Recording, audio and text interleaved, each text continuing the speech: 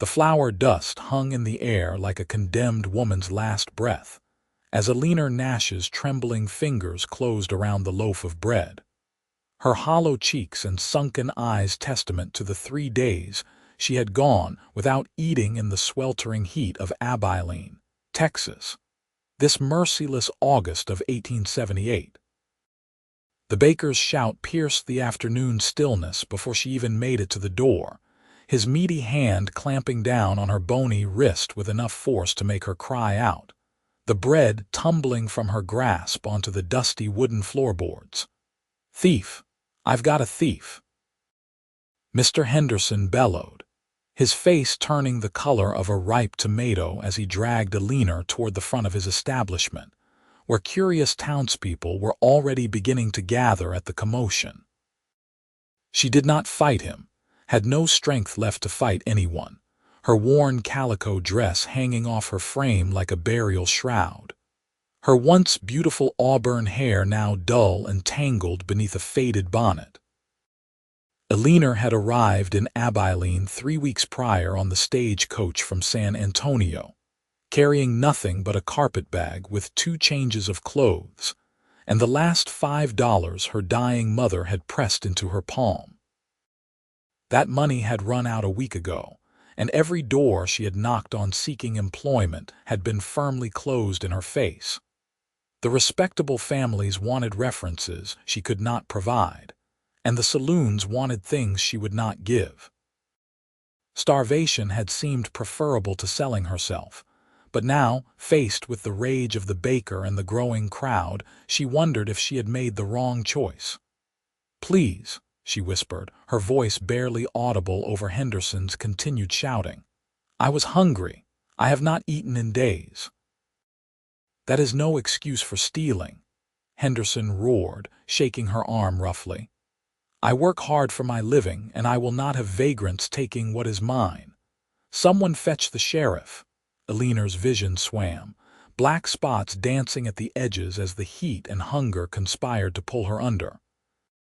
She swayed on her feet, certain she was about to collapse right there in the baker's shop, when a deep voice cut through the chaos like a knife through warm butter. "How much for the bread?" Every head turned toward the doorway, where a tall figure stood silhouetted against the bright Texas sun. As he stepped into the shop, Eleanor's dimming consciousness registered details through a haze. Broad shoulders stretching the fabric of a dust-covered blue shirt, dark hair that curled slightly at the nape of his neck beneath a wide-brimmed hat, and eyes the color of storm clouds that seemed to take in everything with one sweeping glance. Nathan Brooks removed his hat as he approached, revealing a face that was handsome in a rugged, weathered way, with a strong jaw shadowed by a day's worth of stubble and a mouth set in a firm line. He could not have been more than 25, but there was something in his bearing that spoke of a man who had seen more of life than his years suggested. "I said, 'How much for the bread?'" Nathan repeated, pulling a leather coin purse from his vest pocket. "And for whatever else she might have taken." Henderson's grip on Eleanor loosened slightly as he eyed the cowboy with a mixture of suspicion and interest. "Just the 1 loaf. That will be 15 cents, but that is not the point. She is a thief, and thieves need to be punished, or else everyone will think they can just take what they please from honest merchants." Nathan counted out the coins with deliberate care, then added 2 more. "There is 30 cents. Consider the extra payment for your trouble and your discretion." His tone was polite, but carried an undercurrent of steel that made it clear this was not a negotiation. "I am sure a businessman such as yourself understands the value of maintaining good relations with his customers." The baker's eyes narrowed as he calculated, greed warring with indignation on his florid features. Finally, he released Eleanor's wrist and snatched the coins from Nathan's outstretched palm. "Fine, but I do not want to see her in my shop again, you understand, not unless she has money to pay." "Understood." Nathan bent to retrieve the fallen bread, dusting it off with his hand before turning his attention to Eleanor. Up close, she could see the concern in his gray eyes as they traced the sharp angles of her face, the way her dress hung loose on her frame. "Miss, are you all right?" Eleanor tried to answer, tried to thank him, but the world tilted suddenly sideways and her knees buckled. Strong arms caught her before she hit the ground, and she found herself pressed against Nathan's chest, breathing in the scent of leather and sage and horses. She heard his voice as if from a great distance, felt herself being lifted, and then darkness claimed her completely. When consciousness returned, Eleanor found herself lying on a narrow bed in a room she did not recognize. The ceiling above her was rough-hewn timber, and late afternoon light slanted through a single window, illuminating dust motes that drifted lazily through the air. For a moment, panic seized her, every dire possibility racing through her mind. But then she noticed the glass of water on the small table beside the bed and the folded blanket at her feet, and something about the simple domesticity of these items calmed her racing heart. The door opened and Nathan entered carrying a tray. When he saw she was awake, relief flooded his features. "You are back with us. Good. I was starting to worry." He set the tray on the table, and Eleanor's stomach clenched painfully at the sight and smell of food. Bread, cheese, sliced apples, and what looked like cold chicken. "Where am I?" she managed, her throat dry and scratchy. "My place." "It is not much, just a room above the livery stable where I work, but it is clean and private." He pulled up a rough wooden chair and sat down, maintaining a respectful distance. "I am Nathan Brooks. I would have taken you to the boarding house, but Mrs. Patterson would have asked too many questions, and I figured you could do without the gossip." "Eleanor Nash," she replied, struggling to sit up. Her head spun, but she managed it, pulling the blanket around her shoulders despite the heat. "I should not be here. This is not proper." "If anyone finds out, your reputation, my reputation can handle it," Nathan interrupted gently. "But yours is another matter, which is why we are going to keep this quiet. Now, before we talk about anything else, you need to eat." "Slowly," he cautioned as she reached for the bread with shaking hands. "Your stomach will not thank you if you bolt it down." It took every ounce of Eleanor's willpower to follow his advice, to take small bites and chew thoroughly when what she wanted was to stuff everything into her mouth at once. Nathan watched silently, refilling her water glass when it emptied, and did not speak again until she had taken the edge off her hunger. "Thank you," Eleanor said finally, setting down the chicken bone she had been nibbling. "For the bread, for paying the baker for this. I will pay you back, I swear it. Every penny. I am not a thief. I have never stolen anything in my life before today, but I was just so hungry and I could not think straight, and I thought maybe just one loaf, just enough to keep going a bit longer." "I am not worried about the money," Nathan said quietly. "What I am worried about is what drove a young woman to steal bread in the first place. You said you have not eaten in 3 days. How did you end up in such a state?" So Eleanor told him. The words came haltingly at first, then in a rush, as if a dam had broken inside her. She told him about her mother's long illness, about nursing her through those final terrible months in their cramped San Antonio boarding house. She told him about the money running out, about selling everything they owned just to pay for medicine that did not work, and a funeral that left her with nothing. She told him about a distant cousin in Abilene who had promised her a position as a seamstress, only to discover upon arrival that the cousin had moved to California 6 months ago, and no one knew her forwarding address. "I tried to find work," Eleanor said, her voice breaking despite her best efforts to remain composed. "I truly did, but no one wants to hire a woman with no references and no family. The respectable positions require both, and the less respectable ones require things I cannot give." She met his eyes defiantly, daring him to judge her. "I would rather starve than sell myself." "I am glad you did not have to make that choice," Nathan said, and there was no judgment in his voice, only compassion. "But you cannot keep going like this. You need regular meals, a safe place to stay, and some way to earn your keep." Eleanor laughed bitterly. "I am aware. If you have any suggestions, I would be delighted to hear them, since I have exhausted all my own ideas." Nathan was quiet for a long moment, his brow furrowed in thought. Eleanor studied him while he considered, noticing details she had missed before. The calluses on his hands that spoke of hard physical labor, the small scar above his left eyebrow, the way his hair fell across his forehead when he leaned forward. He was handsome, she realized with a start, though not in the polished way of the young men who used to court the daughters of San Antonio's wealthy families. There was something solid about him, something trustworthy. "I have an idea," he said finally. "But I want you to hear me out before you say no, because I know how it is going to sound, and I need you to understand that I am making this offer in good faith, with no expectations of anything improper." Eleanor's stomach tightened with apprehension, but she nodded for him to continue. "I have been saving up to buy some land," Nathan explained. "There is a small ranch about 5 miles outside of town. Nothing fancy, but it has good water and decent grazing. The owner passed away last month, and his widow wants to sell and move back east to live with her daughter.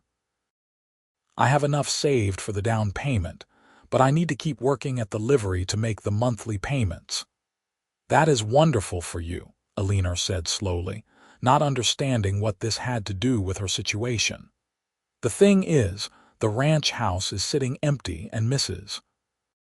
Cooper, the widow, she keeps chickens and a vegetable garden that are going to waste because she cannot manage them on her own anymore.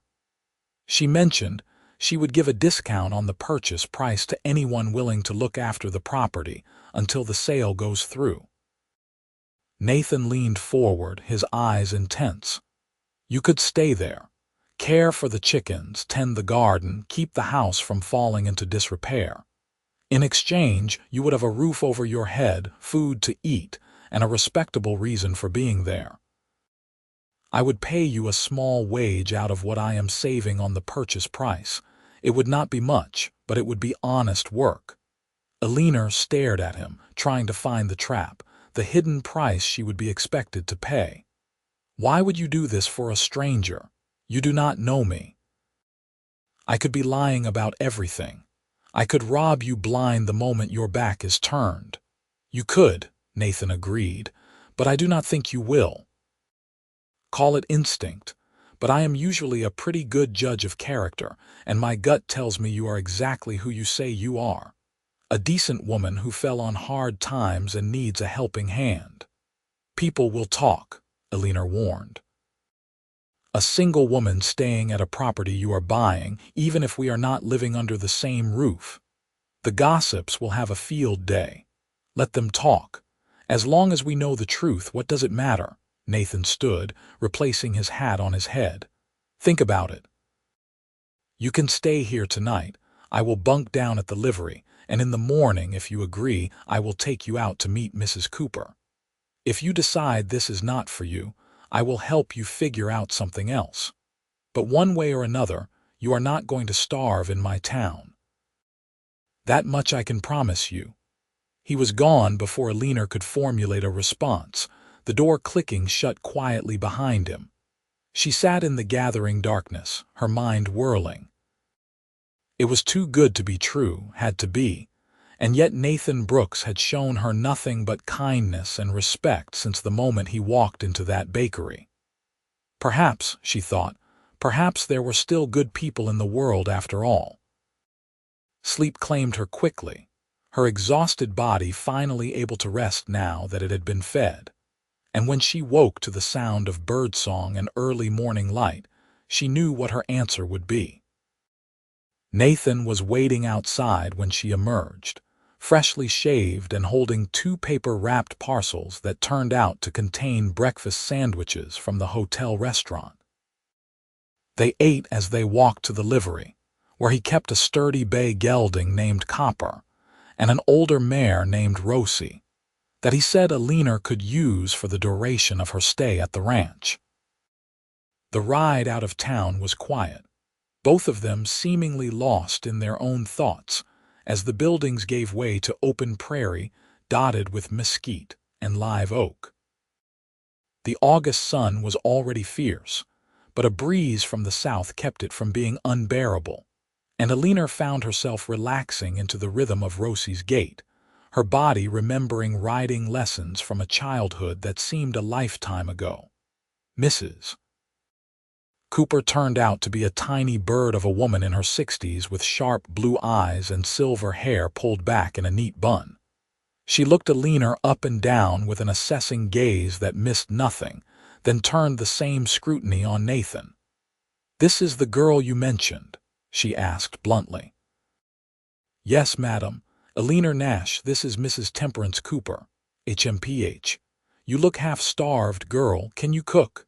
"Yes, madam," Eleanor replied, straightening her spine, "and sew and keep house and tend a garden. My mother and I managed on our own for 3 years after my father died." "Good." "I do not hold with lazy women, no matter how pretty they might be." Mrs. Cooper turned and began walking toward a neat white farmhouse with a wide porch. "Come on, then.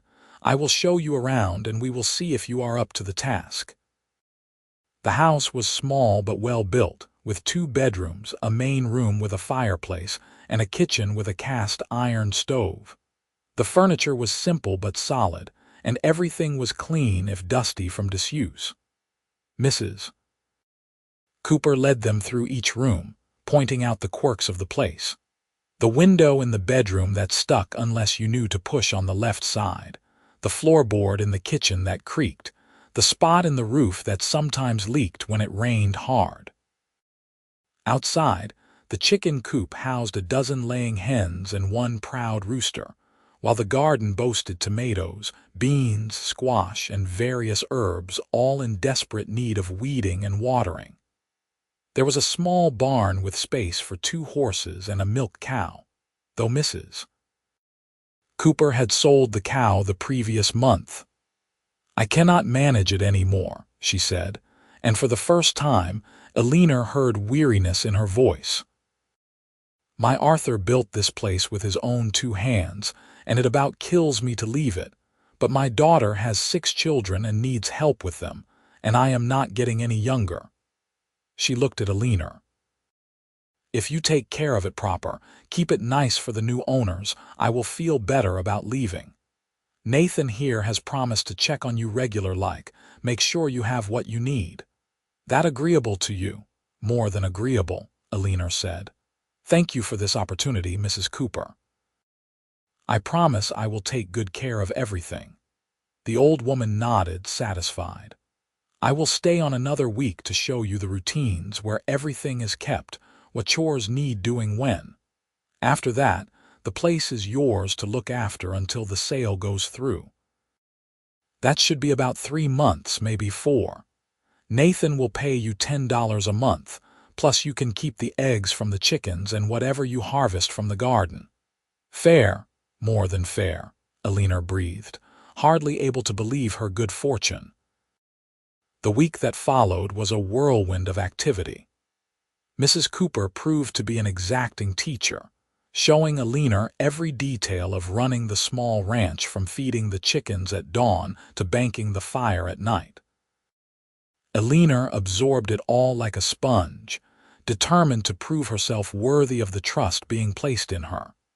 Nathan rode out every evening after his work at the livery, ostensibly to check on the property, but really, Eleanor suspected, to make sure she was settling in all right.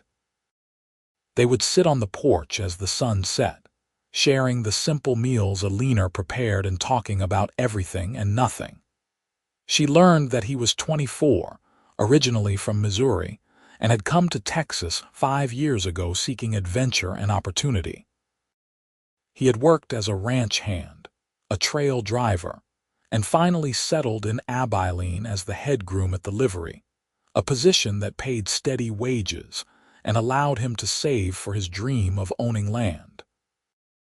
"I want something permanent," he told her one evening, his eyes on the horizon where the sun was painting the sky in shades of orange and gold. "I am tired of drifting, tired of working to make other men rich. I want a place of my own, something I can build on, maybe a family someday." He glanced at her, then quickly away. "What about you? What do you want, Eleanor?" She considered the question seriously, watching the chickens scratching in the dirt of their pen. "Security," she said finally. "I want to never be afraid again, never be so desperate that I have to steal bread to survive. I want to be able to take care of myself, to know that no matter what happens, I will be all right." She paused.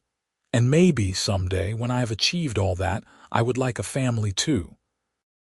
Children who never have to know what hunger feels like." "Those are good goals," Nathan said softly, "worthy ones." When Mrs. Cooper finally departed on the morning stagecoach, pressing a jar of her special peach preserves into Eleanor's hands and making her promise to write if she needed anything, Eleanor stood on the porch of her temporary home and marveled at how much her life had changed in just 2 weeks. She had gone from starving in the streets to having a roof over her head, food in her belly, and the first stirrings of something that might, in time, become friendship with a kind and handsome cowboy. The days developed a pleasant rhythm. Eleanor rose with the sun, fed the chickens and collected their eggs, then worked in the garden during the cooler morning hours. After a simple lunch, she would tackle the indoor chores, cleaning, mending, organizing. She found an old sewing basket in one of the closets and spent her afternoons repairing worn linens and taking in her dresses to fit her improving figure now that she was eating regularly. As the sun began to descend, she would prepare dinner, timing it so that it was ready when Nathan arrived. His evening visits became the highlight of her days. Sometimes he would help with the heavier chores, repairing a section of fence or mucking out the barn. Other times he would simply keep her company on the porch, and they would talk until the stars came out. She learned about his childhood in Missouri, about the parents he had lost to cholera when he was 19, about the younger sister who had married a banker and moved to St. Louis. He learned about her father, a schoolteacher who had died in a riding accident, about her mother's beautiful singing voice and her talent for making even the smallest room feel like a home. As August faded into September and the brutal heat began to ease slightly, Eleanor realized with a start that she was happy. More than that, she was beginning to care for Nathan Brooks in a way that had nothing to do with gratitude and everything to do with the man himself. The way his eyes crinkled when he smiled, the gentleness in his hands when he helped a skittish horse, the quiet integrity that guided his every action. She found herself watching for his arrival each evening, her heart lifting at the sight of him riding up the path on Copper. It was a Sunday in mid-September when everything changed. Nathan had ridden out earlier than usual, arriving in the late morning with a picnic basket and a proposition. "It is too beautiful a day to spend working," he announced, swinging down from the saddle. "I thought we could ride out to the creek, have lunch by the water. Unless you have pressing chores that cannot wait." Eleanor, who had been looking forward to a day of doing very little, needed no convincing. She changed into her better dress, the blue calico she had carefully mended and pressed, and within the hour they were following a narrow trail through the prairie grass toward the sound of running water. The creek was a ribbon of silver cutting through a grove of cottonwood trees, their leaves already beginning to turn gold with the changing season. Nathan spread a blanket on the shady bank while Eleanor unpacked the basket, discovering fried chicken, biscuits, apples, and a jar of lemonade. "When did you have time to prepare all this?" she asked, impressed. "I may have enlisted Mrs. Patterson's help," he admitted with a grin. "She thinks I am courting the schoolteacher's daughter and was more than happy to pack a basket for me." Something in Eleanor's chest tightened at the mention of courting, though she forced herself to smile. "The schoolteacher's daughter. Is she pretty?" "I have no idea," Nathan said, his gray eyes locked on Eleanor's face. "I have never paid her any attention." The air between them seemed to thicken, charged with something Eleanor had never experienced before. She looked away first, busying herself with serving the food, but she could feel Nathan's gaze on her like a physical touch. They ate slowly, savoring both the food and the companionship, and afterward Nathan taught Eleanor to skip stones across the creek's surface. She was terrible at it, her stones sinking with ignominious plops, and his laughter at her attempts was warm and genuine, making her laugh too. When he stood behind her, his arms around hers to demonstrate the proper wrist motion, Eleanor's breath caught in her throat, and when she finally managed to skip a stone twice, her delighted exclamation and spin toward him brought them face to face, mere inches apart. "Eleanor," Nathan breathed, and there was a question in his voice, in his eyes, in the way his hand came up to gently cup her cheek. "Yes," she whispered, not entirely sure what she was agreeing to, but knowing with absolute certainty that it was the right answer. His kiss was gentle, reverent, as if she were something precious and breakable. Eleanor's eyes drifted closed, her hands finding their way to his shoulders, anchoring herself as the world spun around her. When they finally broke apart, both breathing hard, Nathan rested his forehead against hers. "I've been wanting to do that for weeks," he confessed, "but I did not want you to feel obligated, did not want you to think that kindness came with expectations." "I do not feel obligated," Eleanor assured him, her heart racing. "I feel fortunate and happy, so very happy." They spent the rest of the afternoon by the creek, stealing kisses between conversation, and when they finally rode back to the ranch as the sun was setting, Eleanor knew that her life had shifted once again, this time in the most wonderful way possible. The courtship that followed was sweet and proper, conducted under the eyes of a town that quickly learned about Nathan's intentions toward the young woman staying at the Cooper place. There was some gossip, as Eleanor had predicted, but Nathan handled it with quiet dignity, making it clear to anyone who asked that his regard for Miss Nash was entirely honorable, and that he intended to marry her as soon as the ranch sale was finalized, and he could provide properly for a wife. Eleanor floated through those weeks in a haze of joy, marveling at how drastically her circumstances had changed. The woman who had nearly starved in the streets was now courted by the finest man she had ever known, and the future that had once seemed so bleak now glowed with promise. Nathan proposed officially on the 1st of October, riding out to the ranch with a ring that had belonged to his mother, a simple gold band with a small ruby.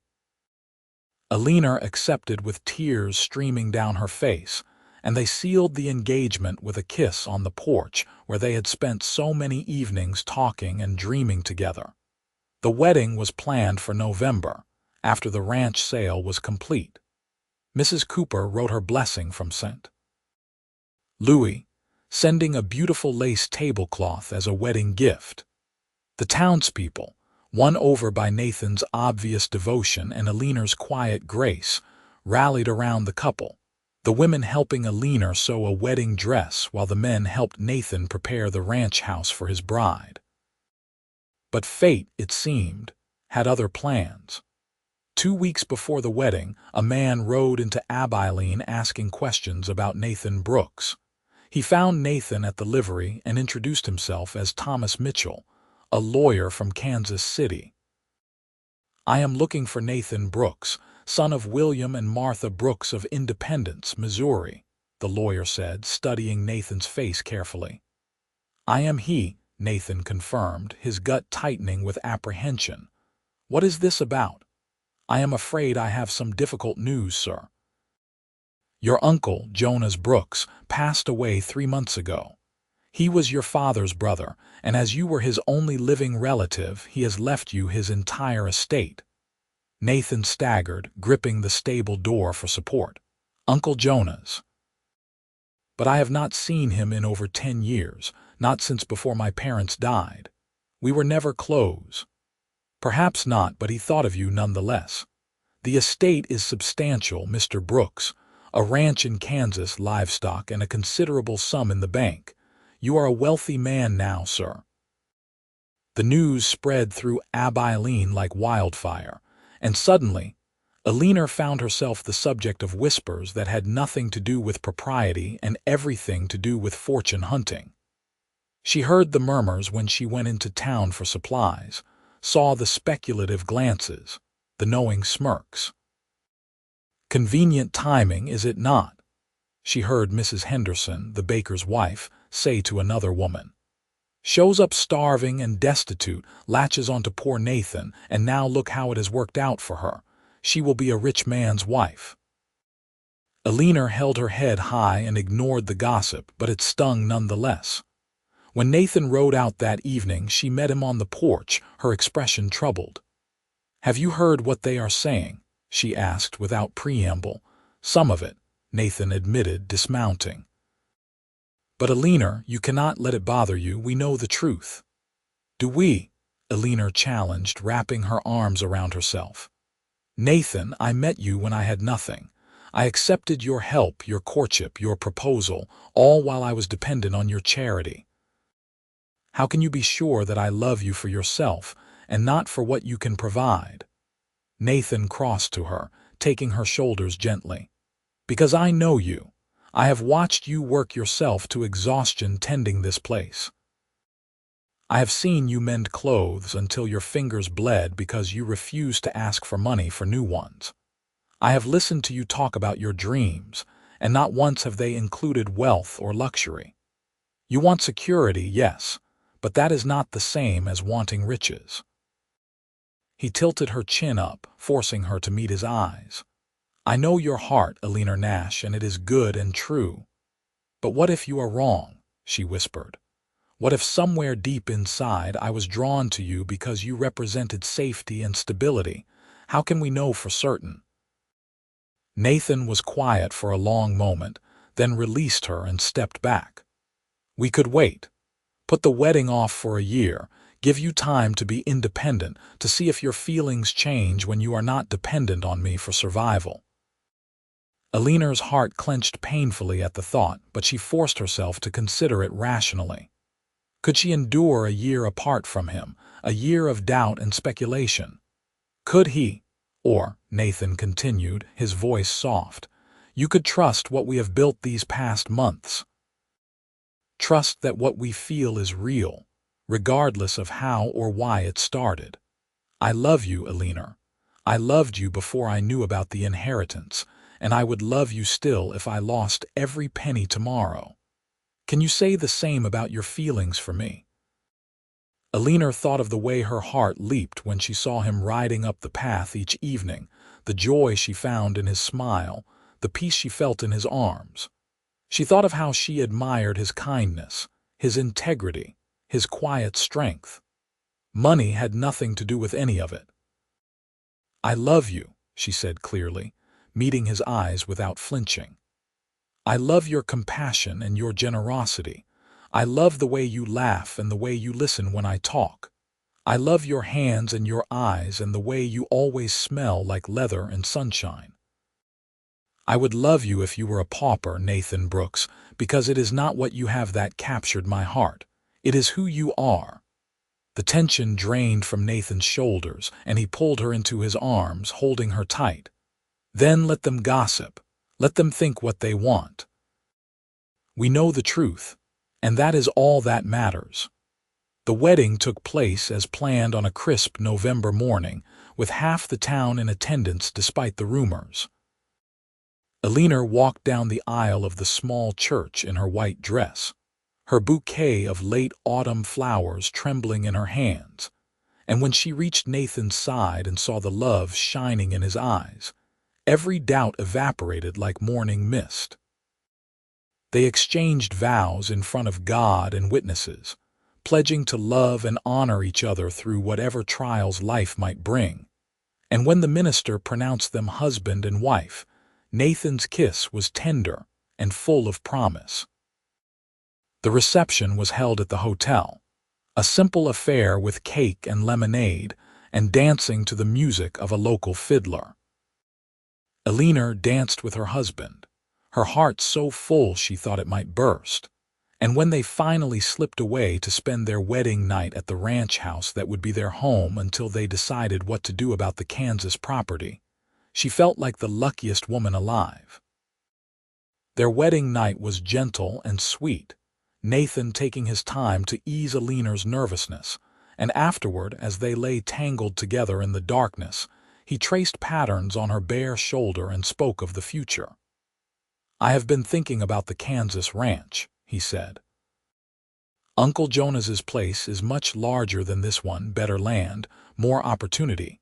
We could make a real go of it there, build something substantial." Eleanor was quiet, torn between excitement at the prospect and sadness at leaving the place that had been her salvation.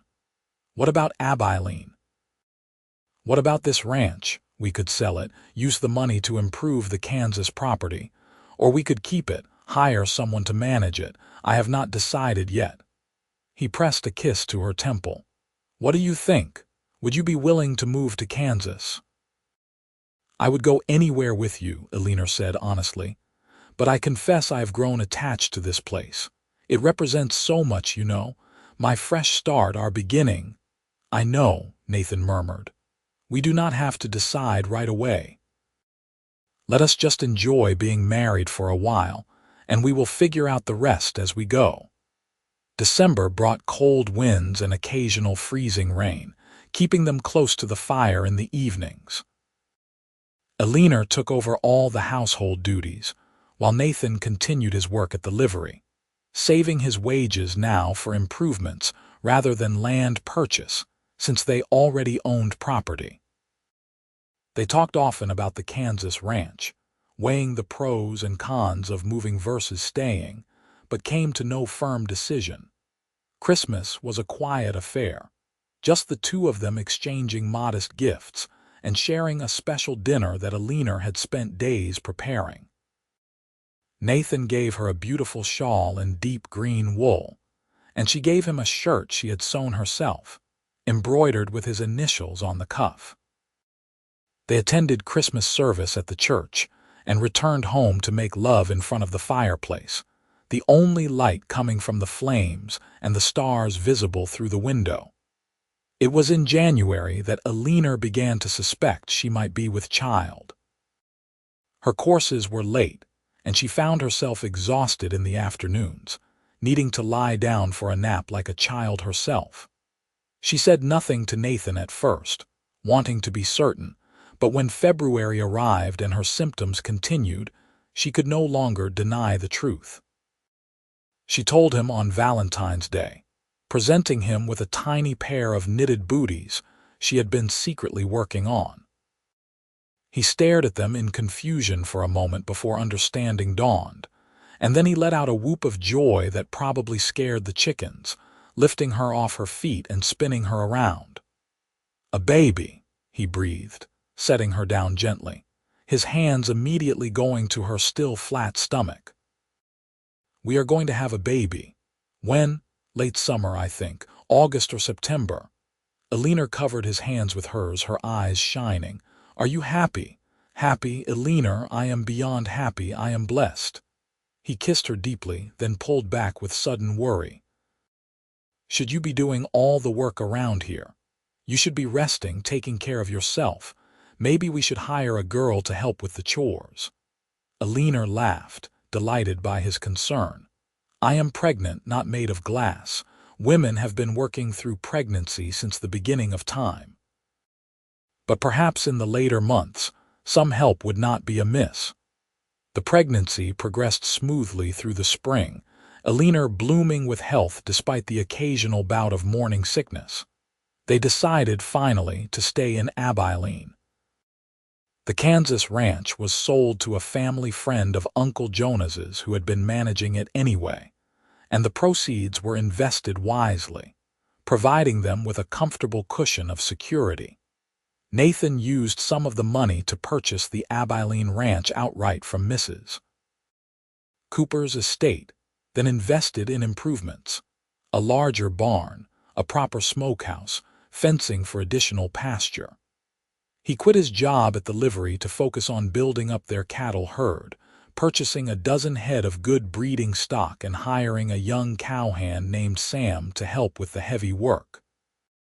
As Eleanor's belly swelled through the summer months, Nathan fussed over her constantly, making her put her feet up, bringing her cold water from the well, insisting she stay out of the worst of the heat. She bore his attention with amused patience, secretly loving the way he worried even as she insisted she was perfectly fine. August arrived hot and humid, and Eleanor grew increasingly uncomfortable, her back aching and her ankles swelling. The town doctor, a kindly older man named Dr. Harrison, checked on her weekly and pronounced everything normal and healthy. "First babies like to take their time," he told her during his last visit. "Could be another few weeks yet, so try to be patient." But the baby, it seemed, had other plans. Eleanor's labor began in the early hours of a scorching August morning, exactly 1 year after the day Nathan had saved her from the baker's wrath. The pain started as a dull ache in her back and rapidly progressed to something far more intense. Nathan, terrified despite Dr. Harrison's assurances that labor was a natural process, sent Sam racing into town to fetch the doctor and the midwife, then hovered anxiously while Eleanor paced the bedroom, pausing to breathe through contractions. "You should wait outside," she told him between pains. "This is not something men typically witness." "I am not leaving you," Nathan said firmly, taking her hand. "I am staying right here, and that is final." As it turned out, Eleanor was grateful for his presence. Labor proved to be every bit as difficult as she had been warned. Hours of relentless pain that seemed to have no end. Nathan held her hand, wiped her forehead with cool cloths, whispered encouragement when she was certain she could not go on. Finally, as the sun was setting in a blaze of orange and gold, their son came into the world with a lusty cry that brought tears to both parents' eyes. Dr. Harrison placed the baby in Eleanor's arms, and she stared down at the tiny, perfect face in wonder. "He is beautiful," Nathan breathed, touching one impossibly small fist with a gentle finger. "He is perfect. What shall we name him?" They had discussed names endlessly over the past months, never quite settling on one. But now, looking at her son's face, Eleanor knew exactly what he should be called. "William," she said, "after your father. William Arthur Brooks for both our fathers." Nathan's eyes filled with tears, and he kissed her forehead reverently. "Perfect. It is perfect. You are perfect." "God, Eleanor, I love you so much." The first months of parenthood were exhausting and wonderful in equal measure. William was a healthy, hungry baby who demanded attention at all hours, but Eleanor had never been happier. She spent her days caring for her son, marveling at his tiny fingers and toes, the way he fit perfectly in the crook of her arm. Nathan was a devoted father, rising in the night to bring William to Eleanor for feeding, walking the floor with his son when colic made him fussy, changing nappies without complaint. Watching him with their child, Eleanor fell in love with him all over again, deeper than she had thought possible. As autumn painted the prairie in golds and reds, they settled into a comfortable routine. The ranch was prospering, the cattle herd growing, and Nathan hired 2 more hands to help manage the work. Eleanor, with the help of a young girl from town named Sarah, kept the household running smoothly, cooking and cleaning and caring for William. Life was good, so good that sometimes Eleanor had to pinch herself to believe it was real. From starving in the streets to this, a loving husband, a beautiful son, a home of her own and security she had once only dreamed of. Sometimes, in quiet moments, she thought back to that desperate August day when she had stolen bread, and she marveled at how that single act of desperation had led to everything she now held dear. "You ever regret it?" she asked Nathan one evening as they sat on the porch, William sleeping in her arms. "If I had not stolen that bread, you might have married someone else, someone without all the scandal and gossip." Nathan looked at her as if she had lost her mind. "Regret you? Eleanor, you are the best thing that ever happened to me. I thank God every day that I walked into that bakery when I did, that I was there to help you. You have given me everything, a home, a son, a purpose beyond just existing from day to day. How could I possibly regret that?" "I just wanted to be sure," Eleanor said softly. "I wanted to know that you are as happy as I am." "Happier," Nathan declared, leaning over to kiss her, "because I have you." The years that followed were filled with the ordinary joys and challenges of ranch life. The herd grew, the ranch expanded, and their family expanded too.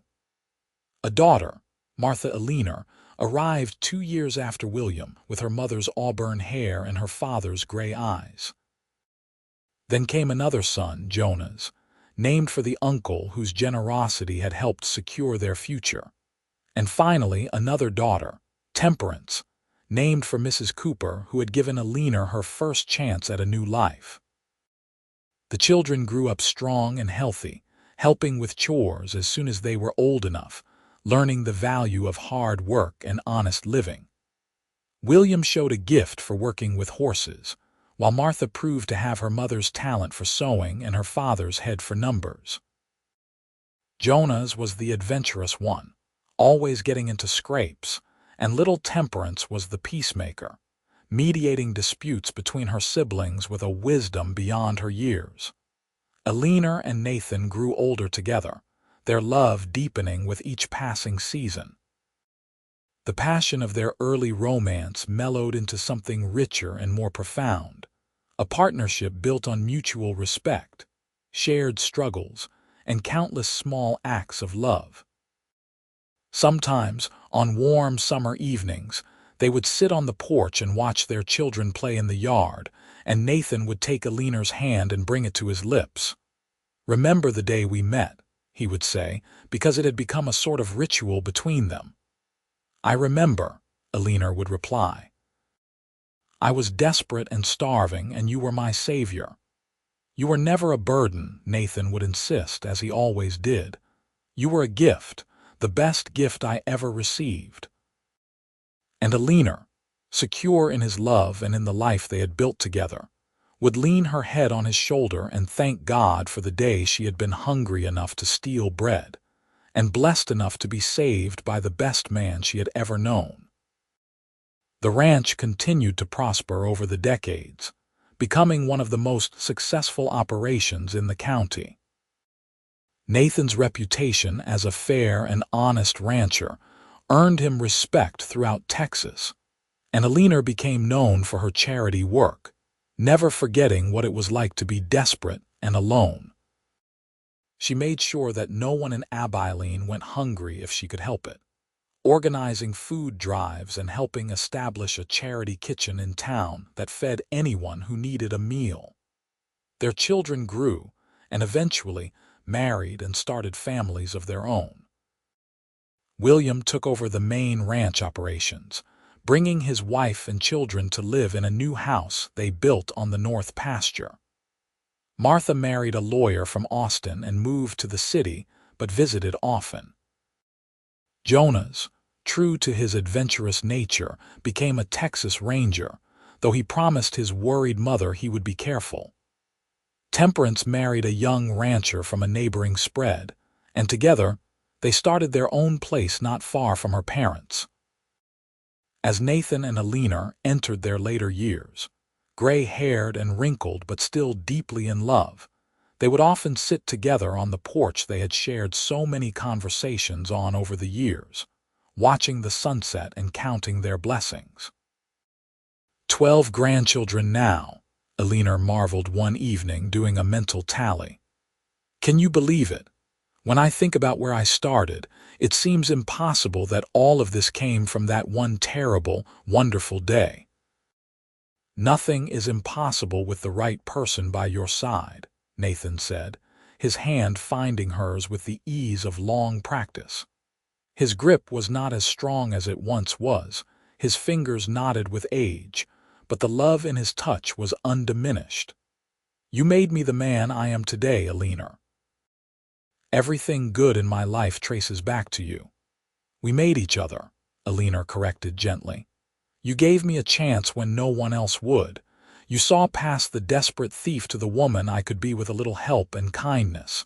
I would not be here without you, Nathan Brooks. They sat in comfortable silence as the sky turned from gold to pink to purple, the sounds of evening settling around them, cattle lowing in the distance, chickens settling in for the night, the laughter of their grandchildren playing in the yard under their parents' watchful eyes. Do you remember what you said to me that first night in your room above the livery? Eleanor asked suddenly. You said you wanted something permanent, something you could build on, maybe a family someday. I remember, Nathan confirmed. I also remember what you said. You wanted security, wanted to never be afraid again. We both got what we wanted, Eleanor said, satisfaction warming her voice, and so much more besides. We got each other. Nathan raised her hand to his lips, pressing a kiss to her knuckles in the gesture that had become his signature expression of affection over their long years together. Best decision I ever made, paying for that bread. Best decision I ever made, accepting your help, Eleanor countered. As the stars began to emerge in the darkening sky, their grandchildren were called in for supper by their parents, protests and laughter floating on the evening breeze. Eleanor and Nathan remained on the porch, reluctant to end the perfect moment. I love you, Nathan said quietly. Just in case I have not told you today. You told me this morning at lunch and an hour ago, Eleanor replied with a soft laugh. But I never tire of hearing it. I love you too, Nathan, more than I can say. They finally rose and went inside as full darkness fell, moving slowly but still side by side, still a team after all these years.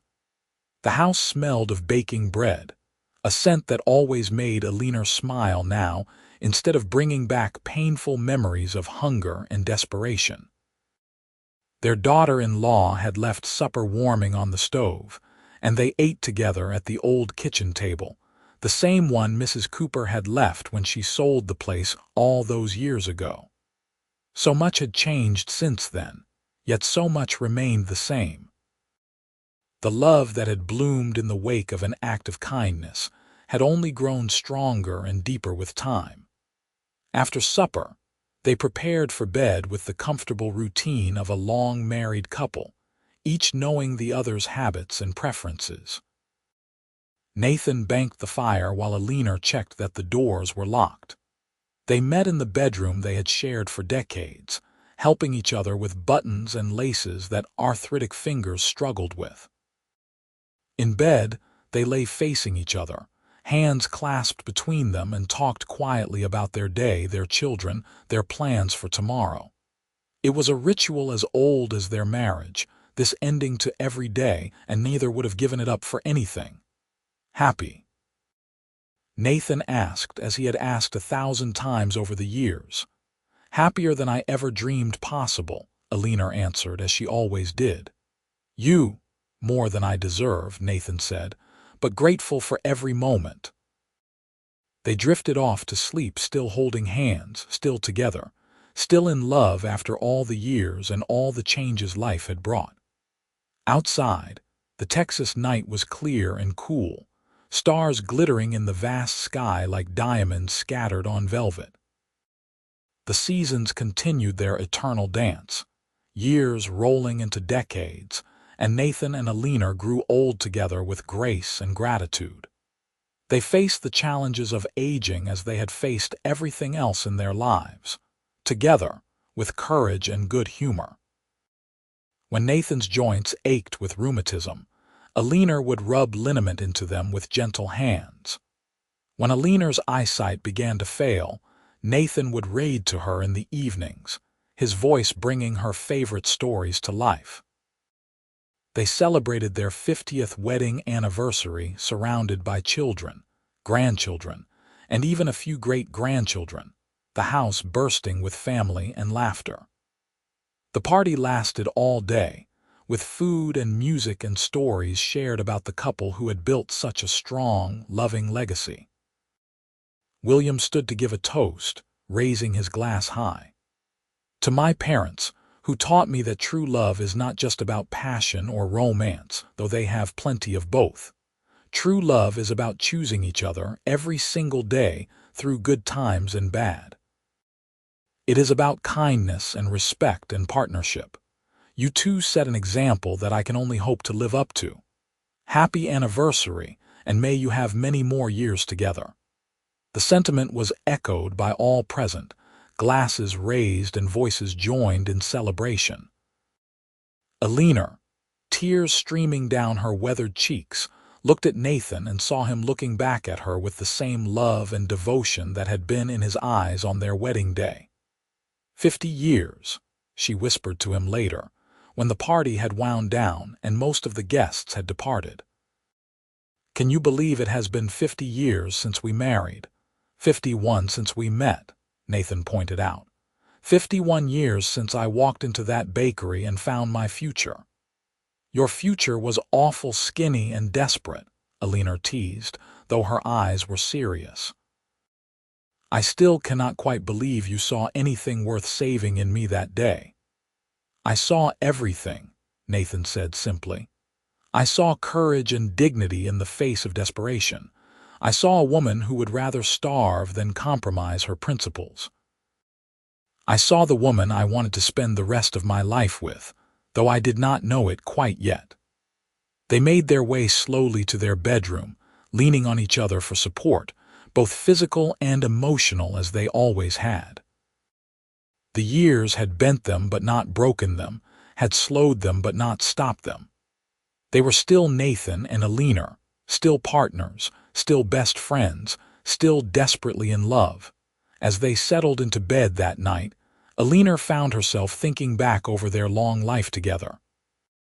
She thought of the scared, starving girl she had been, and the confident, secure woman she had become. She thought of the lonely cowboy who had risked his reputation to help a stranger, and the respected rancher and patriarch he had grown into. She thought of all the moments, big and small, that had made up their marriage. The births of their children, the building of the ranch, quiet evenings on the porch, passionate nights in each other's arms, arguments and reconciliations, laughter and tears. "Thank you," she said suddenly into the darkness. "For what?" Nathan asked, though his voice suggested he knew. "For everything. For saving me, for loving me, for building this life with me, for 51 years of being the best man I have ever known." Nathan pulled her closer, tucking her against his side where she fit perfectly as she always had. "The honor was all mine, my love. You saved me just as much as I saved you. Before you, I was just drifting, existing but not really living. You gave me purpose and joy and a reason to build something lasting. Everything good in my life comes from you." Eleanor pressed a kiss to his shoulder, breathing in the scent of him that had become as familiar as her own. "We are a team," she said. "We always have been. Neither one of us could have done this alone." "Then thank God we did not have to," Nathan murmured, his eyes drifting closed. "Thank God we found each other." They fell asleep wrapped in each other's arms, as they had countless times before, secure in their love and in the knowledge that whatever time they had left, they would face it together. As it happened, they were granted several more good years. They watched more grandchildren grow and marry, welcomed more great-grandchildren into the world. The ranch thrived under William's capable management, and their other children all prospered in their chosen paths. Eleanor's charity work continued, now carried on by her daughters and daughters-in-law, ensuring that her legacy of compassion would outlive her. Nathan, even in his late 70s, would still ride out occasionally to check the cattle, though he no longer went alone. William or one of the ranch hands would accompany him, ready to help if needed, though Nathan's pride preferred to pretend it was just for the company. Eleanor spent her days surrounded by family, teaching her granddaughters to sew and cook, telling stories to the little ones, offering advice to the young mothers. Her house was always full of life and love, exactly as she had dreamed during those dark days of hunger and loneliness so long ago. On a warm spring evening, as the Texas wildflowers painted the prairie in brilliant colors, Eleanor and Nathan sat on their porch for what would be one of their last times together. Nathan had been feeling poorly lately, his heart weakening, and they both knew their time was growing short. But on this evening he felt well enough to enjoy the sunset, and Eleanor was not going to waste a moment of it. "Beautiful, is it not?" she said, watching the sun paint the sky in shades of rose and gold. "I never tire of this view." "Neither do I," Nathan agreed, though his eyes were on her face rather than the horizon. "Best view in Texas, right here on this porch." Eleanor caught his gaze and smiled, understanding his meaning. "Charmer, you are still a charmer after all these years." "Only for you," Nathan said. "Only ever for you." He took her hand, his grip weak but his touch gentle. "Eleanor, if something should happen to me—" "Hush," she interrupted. "Do not talk like that." "We have to talk about it eventually," Nathan said reasonably. "We are not young anymore, my love. And I need you to know that if I go first, I will be waiting for you. However long it takes, I will be waiting on the other side, ready to start our next adventure together." Tears filled Eleanor's eyes, but she blinked them back determinedly. "And if I go first, you had better not keep me waiting too long. I am not a patient woman, Nathan Brooks," he laughed, the sound weaker than it used to be but still warm and genuine. "I know, my dear. Believe me, I know." They sat together until the stars came out, hands clasped, hearts joined as they had been for more than half a century.